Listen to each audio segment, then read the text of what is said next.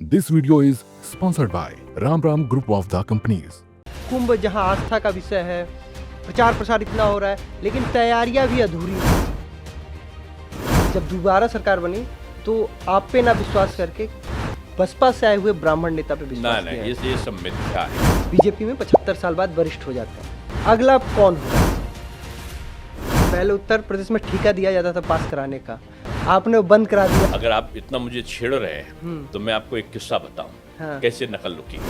एक रिश्तेदार ने तो मुझसे उनका विद्यालय था, उन्होंने मुझसे संबंध तोड़ दिया कि आप मेरा एक सेंटर नहीं करा सकते, तो आज से मेरा संबंध खत्म। मोदी जी का जो फोबिया है वो रात में विचलित करता है केजरीवाल जी को, दिन में विचलित करता है आदरणीय अखिलेश जी, और 24 घंटे जो विचलित करता है वो राहुल जी और खड़गे जी। जनेऊ जो औरंगजेब काटता था ना, चौटैया जो ब्रह्मांड का एंटीना बोलते थे, उसको काट के वो टनों टन करता था। क्यों?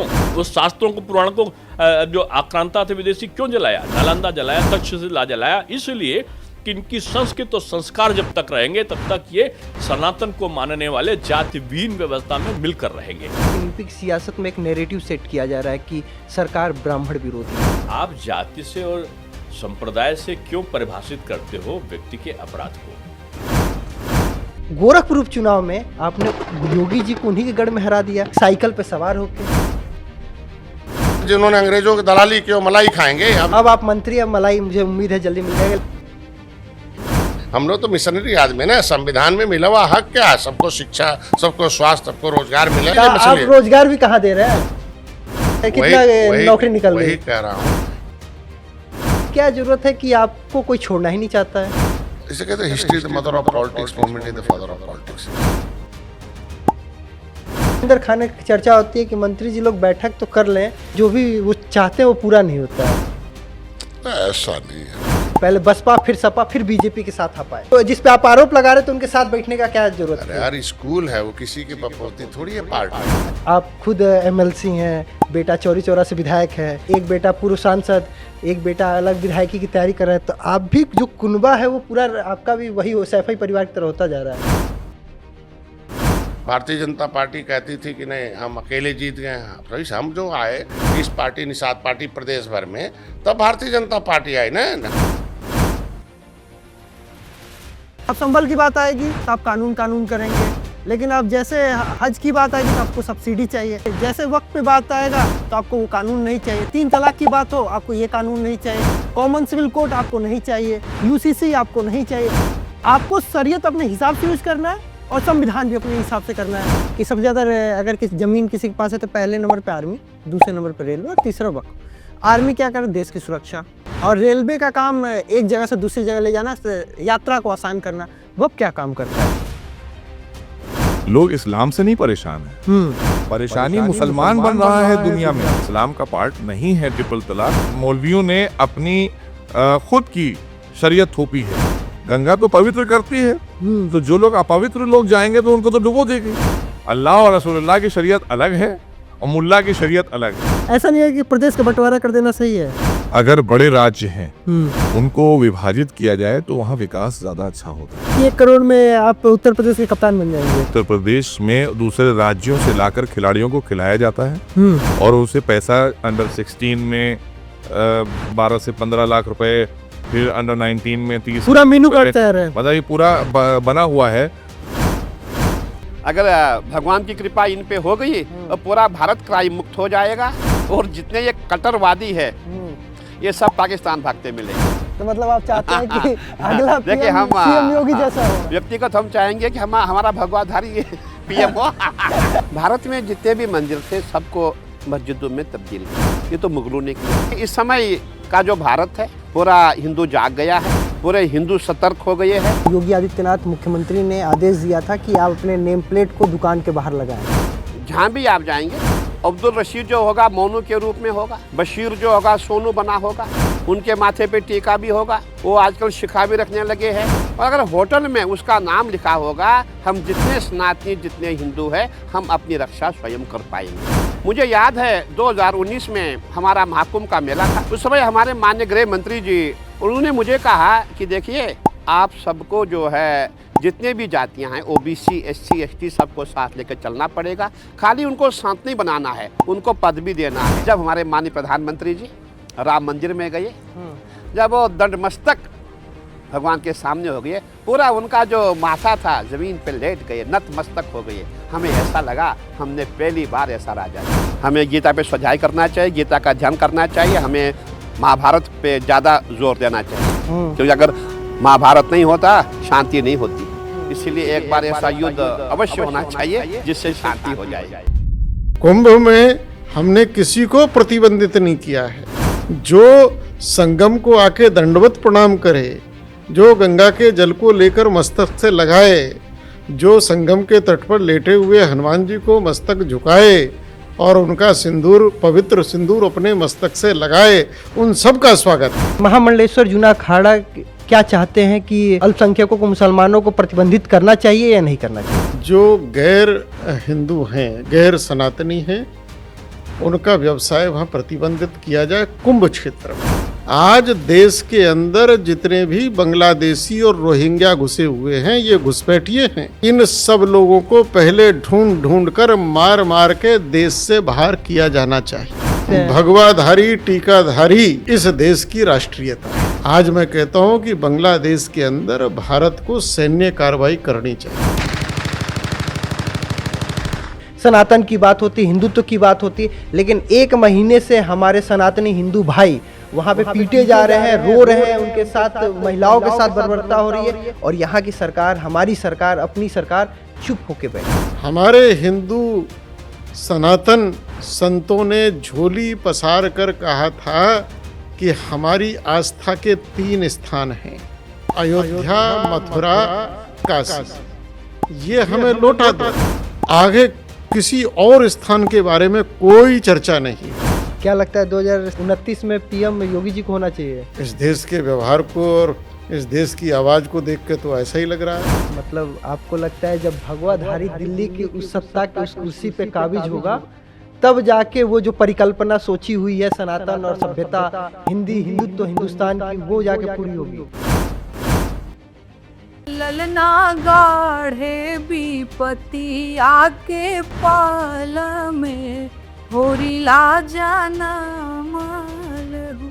क्या कहते थे? रात को 2 गज दूरी मास्क है जरूरी, और सुबह उठ करके चुनाव प्रचार में बड़ा कम बड़े से बड़े नाम चरण वंदना करते हुए एकदम साष्टांग लेटे हुए लोग हैं। कई बार लगता है कि अभी पत्रकारिता जो बची खुची है वो यूट्यूब पे ही बची है।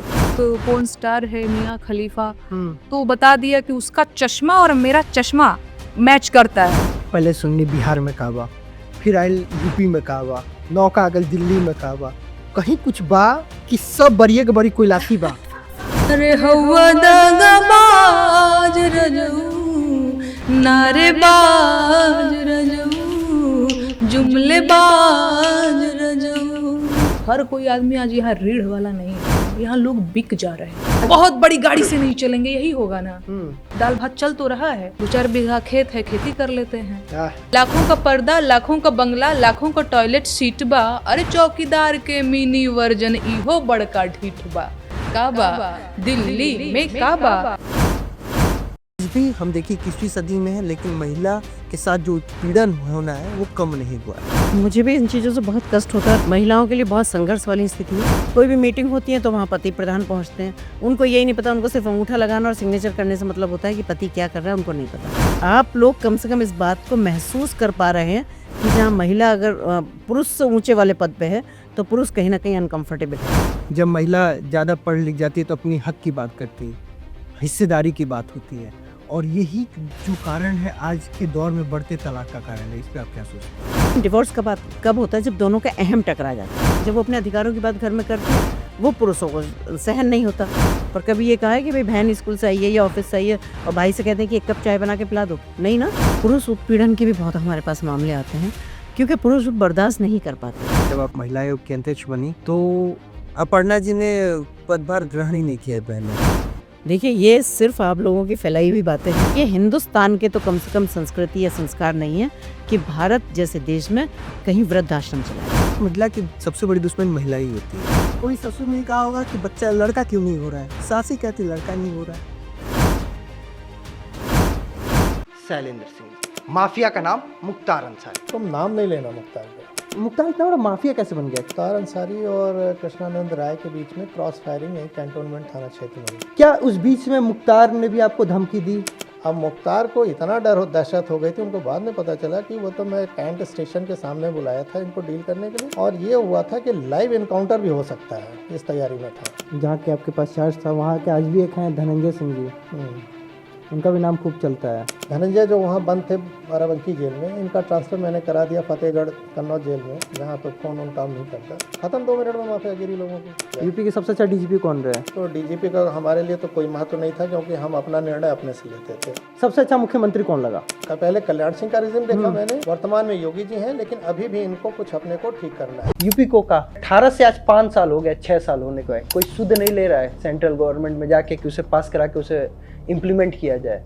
तो यही तो राजा है, यही तो सरकार है। हमें बेस्ट पुलिस नहीं चाहिए, हमें अपनी पुलिस चाहिए। हमें अच्छा राजा नहीं चाहिए, अच्छा एडमिनिस्ट्रेटर नहीं चाहिए, हमको अपना एडमिनिस्ट्रेटर चाहिए। ऐसा क्या हुआ कि आपको पार्टी बनानी पड़े? पुलिस में रह के वो व्यवस्था आपने दुरुस्त नहीं कर पाए कि पार्टी बनाना पड़ा? जवान नहीं खोल सकते, फिर भी हम नौकरी पे आए हैं। तो हमारे अंदर उतना स्ट्रेंथ नहीं है, हम टूट जाएंगे। मुख्तार अंसारी थी बात, मुख्तार अंसारी ने बड़ी कायदे की बातें बताई थी। क्या बताई थी? कि कैसे अपराधी अंदर आ सकते हैं। तो यानी मुख्तार अंसारी चाहता था अपराध रुके? नहीं, वो चाहता नहीं था कि मेरी हत्या ना हो जाए। मायावती जी को पसंद नहीं आया क्या? आप हटाने के 15 दिन बाद सस्पेंड कर दिया हमको। जनता के आप रिप्रेजेंटेटिव हैं, आप शासक नहीं। दुरुपयोग कहाँ होता है? लोग असीमित अधिकार गैर कानूनी तरीके से लेना। बुंदेलखंड में कोई योजना ऐसी नहीं बन रही जो वहाँ के लाभ के लिए हो। 8-10 हज़ार करोड़ रुपए लगा दिया बुंदेलखंड एक्सप्रेसवे बनाने में, पूरा भ्रष्टाचार और कमीशन खोरी हो गई।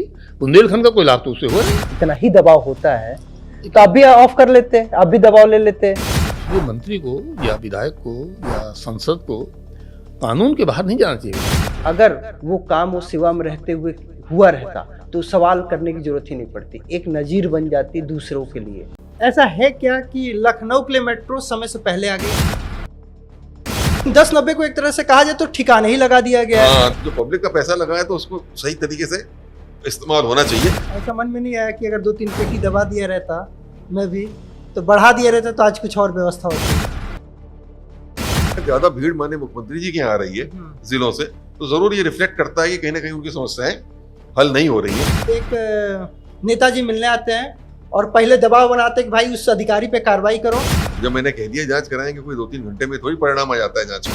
आप मुलायम जी के दौर में भी थे, मायावती जी का दौर भी देखा आपने, कल्याण सिंह का भी दौर देखा, अखिलेश जी तक आपने देखा।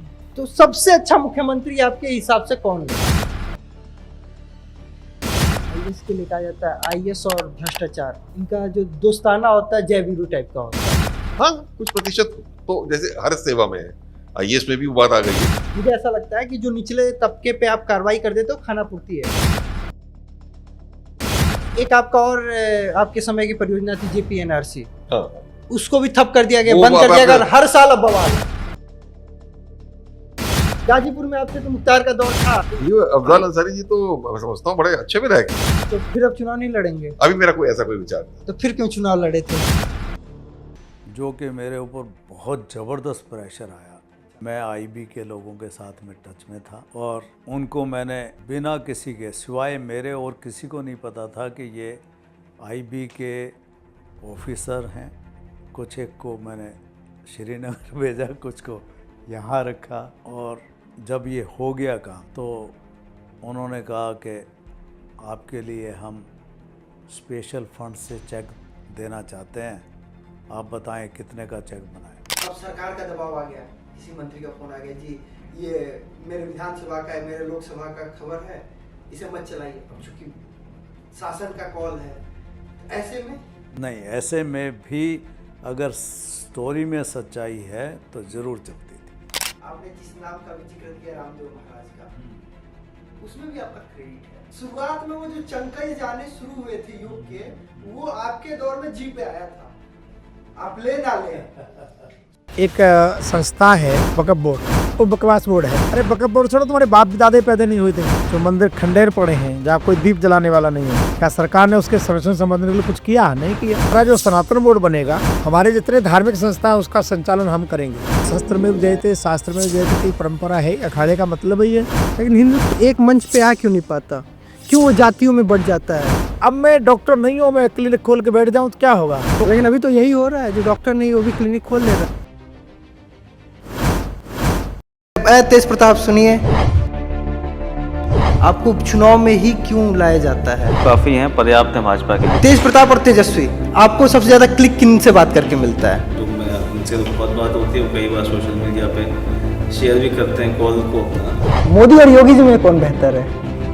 ये तो भाजपा डिसाइड करेगी, लड़ाई करे। तो तेजू भैया गाड़ी तो खूब तेज चलाते हैं। मैं तो बहुत संभाल के जो है देख के चलाता हूँ सब। एक आपके पास किया है जिस पे 5 चालान है, एक मर्सिडीज है जिस पे आपके 12 चालान है। ये बताइए, लालू जी और मुलायम जी में कौन आपको पसंद है? किसने कहा कि भाई साहब पहुंचना है स्टेडियम, शपथ लेना है? कुछ बातें पर्दे में भी रहनी चाहिए। कहा जाता है अल्पसंख्यक संघ की पाठशाला में जाते नहीं। आपने नमस्ते सदा बस्तले खूब किया होगा। पढ़ाई हमने यूनिवर्सिटी 17 साल जाते रहे। यूनिवर्सिटी 17 साल जाते रहे, पढ़ाई 5 साल की किया। मैरिज हॉल में गए खाना कोई ऐसा छात्र नेता नहीं होगा जो बेगानी शादी में जो अब्दुल्ला दीवाना ना बना। अच्छा, कॉल आया तो यकीन हुआ कि आपको ऐसा नहीं लगा जैसे हमने का कोई तफरी मारा? क्योंकि वो जहाँ से कॉल आएगा वहाँ तफरी नहीं होती है। कोई आए आज के उसको काटा जाए। काटना नहीं, इसको बाटर सिस्टम कहेंगे। जिस समाज से आप आते हैं उस समाज में लोग एबीपी से थोड़ा बचते हैं। बीजेपी में जो भी मुसलमान आता है वो हिंदुओं की बात ज्यादा करता है। आप पर भी कुछ ऐसा ही दबाव रहता है क्या? आपकी पार्टी ने अब्दुल को राजनीति करने का भी मौका कम दिया है। तो आप रहे लेकिन मंत्री आप अकेले हैं। चंद्रशेखर आजाद कहते हैं कि कुंभ में जो है जाएगा गंगा मैया डुबा देंगी। जो पापी है वही पाप का मतलब वहाँ धोने जाता है। देखिए, चंद्रशेखर रावण की माँ ने दूध पिलाया है कि वो ये कह दें कि हज जाने वाले सब पापी होते हैं। हज में वही जाते हैं जो पापी होते हैं। अगर तुम्हारे अंदर औकात है, थोड़ी सी हिम्मत है तो जरा कह के देखो, आटा दाल का भाव तुम्हें पता चल जाएगा। इसलिए हिंदुओं के संतों के स्वाभिमान को न करोदो, मत झकझोरो। अच्छा रहेगा अगर टेढ़ी दृष्टि से देख लिया तो चंद्रशेखर रावण ढूंढने से नहीं मिलेंगे, कहाँ से कहाँ चले गए। सत्ता, संत और संसद, और आप उसके बहुत अच्छे एग्जाम्पल हैं। तो कैसे ये तीनों चीज मैनेज होती है? राजनीति मेरा पेशा नहीं है, राजनीति मेरी दुनिया नहीं है, राजनीति मेरा जीवन नहीं है। लोग एक बार प्रधान बनने के लिए तरसते हैं। मैं 7वीं बार सांसद हूँ और सांसद होने के बाद भी मैंने कोई कुंभ नहीं छोड़ा। जब भारतीय वायुसेना बॉम्बिंग करती है, स्त्रियों के भ्रूण उनके गर्भ में समाप्त हो जाते हैं। ऐसा कौन सा ऑपरेशन रहा है जिसको करने के बाद आज भी फील बहुत गुड होता है कि यार ये वाला तो नजीर ही बन गया? पाकिस्तान इतना डर गया था कि उनके जहाज टेक ऑफ करने से डर रहे थे। एयरफोर्स जब मारती है तो दर्द भी नहीं होता, पता भी नहीं चलता, और आपका अस्तित्व पंचतत्व में कब विलीन हो जाता है आप जान ही नहीं पाते। मुझे लगता है कश्मीरी जो लोग हैं, मुस्लिम्स हैं जो वहाँ के, वो बहुत ज़्यादा समझदार हैं, यानी कि बहुत ज़्यादा चालाक किस्म की प्रवृत्ति है उनकी। 0001 hours of this date this operation will start। आपके पास ये मीन्स है, सरेंडर कर दो। उसके बाद एक एक को चुन चुन के ढूंढ करके मिलिटेंट, चाहे उसके लिए उसका पूरा घर उड़ाना पड़े, चाहे उसके लिए उसकी पूरी फैमिली को उड़ा देना पड़े, लेकिन इस मिलिटेंसी को समाप्त करने का एक ऑपरेशन चलाना चाहिए। क्या संभव है कि यहाँ से हिंदू जाके वहाँ बस पाए? देखिए, संभव तो बिल्कुल है, और अगर संभव किसी को लगता हो कि संभव नहीं होगा तो अगर कल की सेना को सरकार अधिकृत करे तो कल की सेना विदिन 6 months वहाँ पर हिंदुओं को बसा सकती है। कॉन्वॉय का जाना जम्मू और से श्रीनगर के हाईवे में एक कॉमन बात है। देखिए, पुलवामा हमले को तो इसके विषय में सोचो तो हर बार बीपी की एक गोली खानी पड़ती है। वो पूरी तरीके से जागृत और लड़ने को तैयार बैठे हैं 2 मिनट की रेडनेस में कि अगर तुम आते हो तो 2 मिनट में तुमको गिरा। पूरी फौज एकदम इस बात के लिए पूरी तरह कटिबद्ध थी कि अगर अभिनंदन को कुछ होता है तो पाकिस्तान को भारत के नक्शे से मिटा देंगे, फिर चाहे जो भी हो। आप नमस्ते करने लगे, प्रणाम करने लगे, गुड मॉर्निंग करने लगे, गुड नाइट करने लग गए। हम आज भी राम राम कर। ये भी आरएसएस का ही प्रकल्प है। सरकार से इसमें हम सहयोग नहीं। और काम सरकार का नहीं, काम हम राष्ट्र का था। आजमगढ़ में लंबा कन्वर्जन है। शासक तो एक ऐसे भगवा और वस्त्र पहन के हिंदुत्व की बात करने वाले, फिर भी ये हो रहा है। शासन कुछ नियमों में बंधा रहता है। ऐसे ही एक विवाद ऐसे भी उठता है कि जो राष्ट्रगान है वो भी तो विवादित है। विचार करने वाले विचार कर रहे हैं, क्या क्या विचार कर रहे हैं अधिकृत रूप में वही बता सकते हैं। जहां बात राष्ट्रीय स्वाभिमान से जुड़ी हो वहां धन की कोई कीमत नहीं। जिस भी समाज को भविष्य अपना ठीक करना है उसे इतिहास से प्रेरणा लेनी ही पड़ेगी। क्या बात हुई प्रधानमंत्री जी से? हम तो सोच रहे थे कि जाएंगे तो पता नहीं क्या क्या सवाल होंगे। हादसा आपके साथ ऐसा हुआ, ऐसे पे तो आदमी सरेंडर कर देता है। रेलवे के यूनियन होने के बाद इतना आप लोगों ने चक्का जाम किया, इतना विरोध, इसके बाद भी एनपीएस और यूपीएस जैसी व्यवस्था आ गई। साम्राज्यवादी सोच है, ये उसका परिणाम है। कि आज़ादी से पहले देश में एक ही ट्रेड यूनियन आंदोलन होता था। कांग्रेस सत्ता में जैसे ही आई इसने अपनी एक अलग यूनियन बना दी। सरकार के कान पे जू नहीं रेंग रहा है या सरकार की मंशा ही नहीं है कि पुरानी पेंशन बहाल हो? देखिए, फैक्ट तो यही है कि सरकार की मंशा पुरानी पेंशन बहाल करने की बिल्कुल नहीं थी। क्या पता रेलवे को जब पूरी तरीके से निजीकरण कर दिया जाए तो चीजें बेहतर हो जाए। बहुत खराब हो जाएगा। आप काम कर सकते हैं तो काम कीजिए, नहीं तो अगला गेट के बाहर खड़ा है। हम सन 60 पे हड़ताल में गए, सन 68 में हम लोग हड़ताल में गए, सन 74 में हम लोगों ने चक्का जाम किया। तो वो गरीब लोग रहे कहाँ? उन गरीबों की बात हुई कहाँ? 2 जनरल बोगी हो गए। देखिए, बात आपकी ऋषि भाई बिल्कुल ठीक है।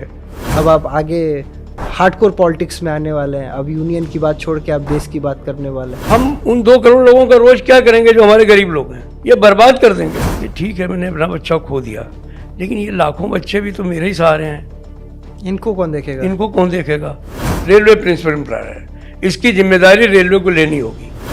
मैं धमकी देने का आदी नहीं हूँ, ना मेरा मंतव्य है। लिखा हुआ जो मीडिया है वो हमेशा इनके पक्ष में लिखने का काम करता है। स्वस्थ रहने के लिए शराब जरूरी है या नहीं जरूरी? स्वस्थ रहने के लिए कुछ भी जरूरी नहीं है। फिर क्या जरूरी है? सबसे पहले वो लोन लेना बंद कर दे। जो पाठशाला जहाँ से बच्चे पढ़ के आज के निकल रहे वहीं पे गलत है क्या? मैन बिहाइंड मशीन होना चाहिए, ना कि मशीन बिहाइंड मैन। कैंसर वो बीमारी है क्या जितना इसे डराया जाता है? बहुत सी बीमारी इतनी भीषण नहीं जिनको डरा के व्यापार किया जाता है। क्या कैंसर वही बीमारी है जो डेथ सर्टिफिकेट लेके साथ में आती है? ऐसा मार्केट में है। तो ये पियोगे तो कैंसर होगा? देखिए, सिगरेट कैंसर का कारण है, लेकिन अभी इसमें बहस की बहुत जरूरत है। हमारे एक ही मरीज को कई जगह लाइन लगानी पड़ती है। अगर हम 5 दवाई 4 दवा लिखते हैं, उसकी जांचें लिख रहे हैं, उसका नाम लिखने में कितना मिनट लगेगा? एक नाम भी लिखना है राम भरोसे। हमारे ब्लड शुगर के लिए और ब्लड प्रेशर के लिए और हार्ट की बीमारी के लिए, ब्रेन स्ट्रोक के लिए, बैंकिंग सिस्टम जिम्मेदार। सुबह 8 बजे ओपीडी सरकारी शुरू हो जाती है। गांव में भी कोई मरीज 8 बजे तक हॉस्पिटल नहीं पहुंच पाता। शहर में लोग तो आंख नहीं खोल पाते। 8 बजे ओपीडी का जो औचित्य है वो बहुत अच्छा नहीं है। सरकारी अस्पताल पे एक आम मरीज को जल्दी विश्वास नहीं होता है, क्योंकि सरकार मार्केटिंग नहीं करती। नहीं, मार्केटिंग तो खूब विज्ञापन पे खर्च होता है। नहीं, वो तो होता है। तो हमारे इस देश में मेडिकल इंश्योरेंस की जरूरत नहीं है, बल्कि हमारे जो गवर्नमेंट हॉस्पिटल्स हैं उनको फैसिलिटेट करने की जरूरत है। मेडिकल इंश्योरेंस का जहाँ तक ताल्लुक है, जब सरकार फ्री इलाज दे रही है, लेकिन वो हो कहाँ पाता है? संविधान अपने हित के अनुसार इस्तेमाल करना कहाँ तक सही है? संविधान में लिखा है हम भारत के लोग। भारत के लोग, भारत के हिंदू से मतलब नहीं है, भारत के मुसलमान से मतलब नहीं है, भारत के सिख और ईसाई से मतलब नहीं। विदेशी ताकत है हमारे संस्कृति और सभ्यता को खत्म करना चाहती है। हमारे समाज के जो बच्चे भारत में, या खासतौर से महिलाएं, स्त्रियां जो आपको हजरतगंज में या मॉल्स में जीन्स पहने घूम रहे हैं, आप ये देखेंगे कि वो साथ में जीन्स भी पहने, टी शर्ट भी पहने और यहाँ तक चूड़ा भी। गंगा जमनी तहजीब में सारे तत्व हैं। उसमें सनातन के तत्व भी हो सकते हैं, इसमें इस्लाम के तत्व भी हो सकते हैं, उसमें ईसाइयत के तत्व भी हो सकते हैं। आज के परिवेश में देखिए, जब भी मिलने की बात हो रही है तो संगम नहीं हो पा रहा है। संविधान में ये कहीं नहीं लिखा है कि हम भारत के हिंदू या हम भारत के मुसलमान या हम भारत के सिख या हम भारत के ईसाई। वहाँ धर्म और जाति लिखा है हम भारत के लोग। वास्तविक और सच्चे ज्ञान की आवश्यकता है, नहीं तो ये मेटेरियलिज्म, इसका ग्लैमर और इसका जो वर्चुअल फेज है जो हमारे सामने पेश किया जा रहा है, ये हम लोगों को कहीं कहीं छोड़ेगा। ऐसे परिलोक की खोज में है, ऐसी मिराज की खोज में, ऐसी मरीचिका को ढूंढ रहे हैं जो मरीचिका हमको प्यासा करके हमको मृत्यु तक तो ले जाएगी, पर वो सपना कभी पूरा होने वाला।